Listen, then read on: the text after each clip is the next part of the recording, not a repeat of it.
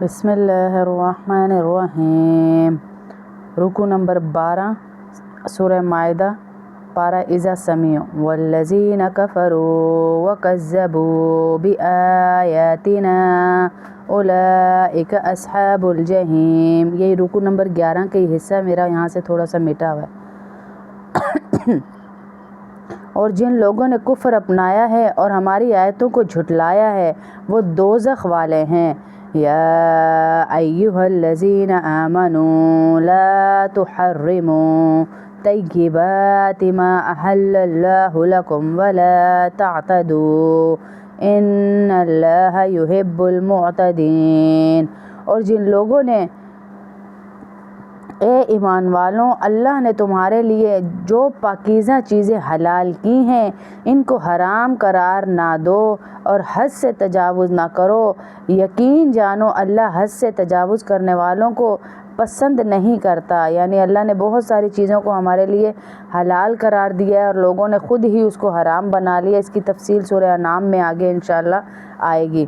وَكُلُوا مِمَّا رَزَقَكُمُ اللَّهُ حَلَالًا طَيِّبًا وَاتَّقُوا اللَّهَ الَّذِي أَنتُم بِهِ مُؤْمِنُونَ۔ اور اللہ نے تمہیں جو رزق دیا ہے اس میں سے حلال پاکیزہ چیزیں کھاؤ اور جس اللہ پر تم ایمان رکھتے ہو اس سے ڈرتے رہو۔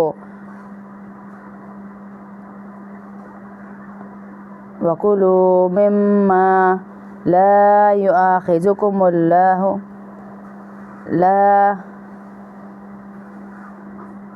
یہیں سے پڑھنا ہے لا یؤاخذکم اللہ۔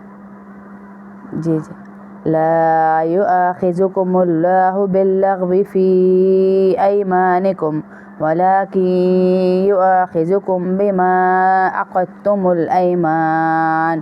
اللہ تمہاری لغو قسموں پر تمہاری پکڑ نہیں کرے گا، لیکن جو قسمیں تم نے پختگی کے ساتھ کھائی ہوں گی ان پر تمہاری ضرور پکڑ ہوگی۔ لغو قسمیں ہم نے پہلے بھی پڑھا تھا، جو اکثر لوگوں کی عادتیں ہوتی ہیں بار بار قسم کھانے کی، لغو قسمیں ان کو کہا گیا کہ اس سے مراد وہ قسمیں جس میں آئندہ زمانے میں کوئی کام کرنے یا نہ کرنے کا عہد کیا گیا ہو۔ لغو کا مطلب ہے ایسی ہی قسمیں کہ کرنے کا ارادہ نہیں تھا، محض محاورے کے طور پہ کھا دی، کہ تکیہ کلام ایک بندے کا بن جاتا ہے، قسم سے یار ایسے نہیں، قسم سے ایسے نہیں، قسم سے ایسے نہیں، تو اس پہ تو اللہ کہہ رہا ہے میں تمہاری پکڑ نہیں کروں گا۔ لیکن جن قسموں کو تم پختگی کے ساتھ کھاتے ہو، جیسے یہ مراد ہے کہ کوئی کام نہ کرنے کا عہد کر لیا کہ میں آئندہ یہ نہیں کروں گا، کسی کے گھر نہ جانے کی قسم کھا لی، کسی کے ساتھ بات نہ کرنے کی قسم کھا لی، یا کوئی ایسی بات کر لی، عام حالات میں یہ بڑا گناہ ہے اور کوئی شخص ایسی قسم توڑ دے تو اس کا کفارہ بھی ہے، اس کا کفارہ بھی دینا ہوتا ہے ہمیں۔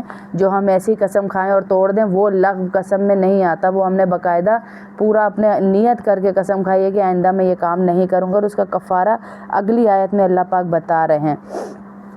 فَكَفَّارَتُهُ إِطْعَامُ عَشَرَةِ مَسَاكِينَ مِنْ أَوْسَطِ مَا تُطْعِمُونَ أَهْلِيكُمْ أَوْ كِسْوَتُهُمْ أَوْ تَحْرِيرُ رَقَبَةٍ فَمَنْ لَمْ يَجِدْ فَصِيَامُ 3 أَيَّامٍ ذَلِكَ كَفَّارَةُ أَيْمَانِكُمْ إِذَا حَلَفْتُمْ وَاحْفَظُوا أَيْمَانَكُمْ كَذَلِكَ يُبَيِّنُ اللَّهُ لَكُمْ آیاتہ لعلکم تشکرون۔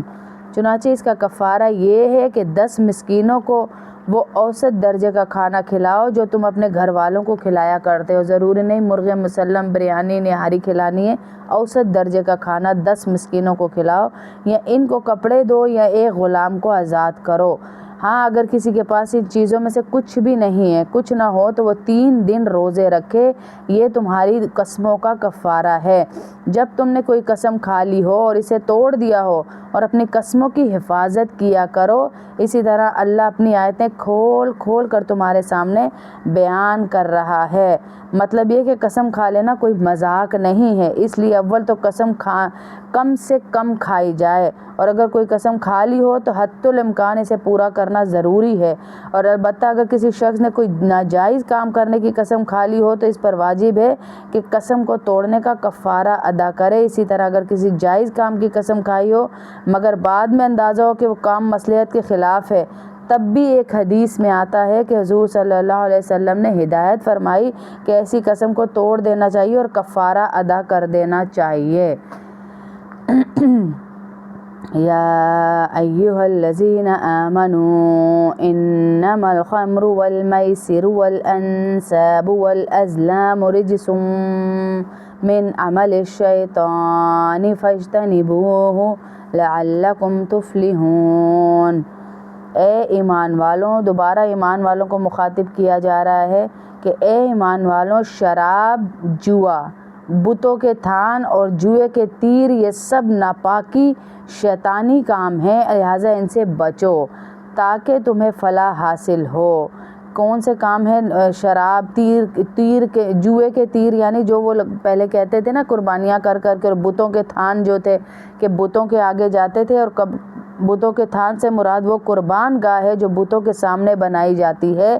وہ لوگ بتوں کے نام پر وہاں جا کر قربانی دیا کرتے ہیں، جیسے ہم مسلمانوں کی قربان گاہ ہوتی ہے، وہاں پہ قربانیاں دیتے ہیں، مسجدوں میں قربانیاں دیتے ہیں۔ انہوں نے ایک قربان گاہ بنائی ہوئی ہے جہاں پر بتوں کے سامنے جا کے قربانی دیتے ہیں، اور جوئے کے تیروں کی تشریح اس صورت کے آگے آ جائے گی انشاءاللہ۔ اور پیچھے بھی ہم پڑھ چکے ہیں، جیسے وہ کہتے تھے جس کی طرف یہ تیر جائے گا اس کو گوشت کا یہ حصہ ملے گا، جس کی طرف یہ تیر جائے گا اس کو یہ والا، تو وہ بھی فرمایا جا رہا ہے لیس علی الذین آمنوا وعملوا الصالحات جناح فیما طعموا۔ نہیں، ابھی پیچھے ہیں 2 آیتیں۔ انما یرید الشیطان ان یوقع بینکم العداوۃ والبغضاء فی الخمر والمیسر ویصدکم عن ذکر اللہ وعن الصلاۃ فہل انتم منتہون۔ شیطان تو یہی چاہتا ہے کہ شراب اور جوئے کے ذریعے تمہارے درمیان دشمنی اور بغض کے بیچ ڈال دے اور تمہیں اللہ کی یاد اور نماز سے روک دے۔ اب بتاؤ کیا تم ان چیزوں سے باز آ جاؤ گے؟ اللہ یہاں ہم سے سوال کر رہا ہے کہ دیکھیں شیطان تو یہی چاہتا ہے شراب پلائے تمہیں اور تمہارے اوپر جوئے کے ذریعے تمہارے اندر دشمنی کے بیچ ڈالے۔ جیسے ہی جوا ختم ہوتا ہے، جو ہارا ہے وہ اس کا دشمن بن جاتا ہے اور اس کے پیچھے لگ جاتا ہے، خاندانوں تک یہ دشمنیاں چڑھ جاتی ہیں، اور پھر بغض آپس میں آ جاتا ہے، اور بغضوں کی وجہ سے نمازیں رکتی ہیں۔ یہ کافروں کو بھی کہا جا رہا ہے، ایمان والوں کو بھی کہا جا رہا ہے، سب کو کہا جا رہا ہے کہ ان جرائم سے بچنا چاہیے۔ وَأَطِيعُوا اللَّهَ وَأَطِيعُوا الرَّسُولَ وَاحْذَرُوا۔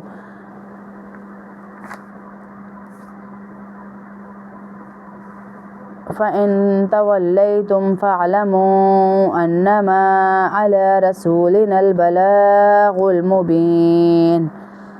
اور اللہ کی اطاعت کرو اور رسول کی اطاعت کرو اور نافرمانی سے بچتے رہو۔ اگر تم اس کے حکم سے منہ موڑو گے تو جان رکھو ہمارے رسول پر صرف یہ ذمہ داری ہے کہ وہ صاف صاف طریقے سے اللہ کے حکم کی تبلیغ کر دیں۔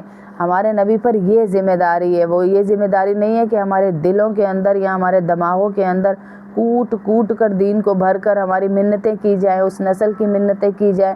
ذمہ داری یہ تھی کہ صرف پہنچانا تھا، لیکن پھر بھی انہوں نے اپنی ذمہ داری ایسے احسن طریقے سے نبھائی کہ ڈنڈے کھائے، پتھر کھائے، گالیاں سنی، تانے سنے، سب کچھ کر کے بھی ہمارا تک دین پہنچایا۔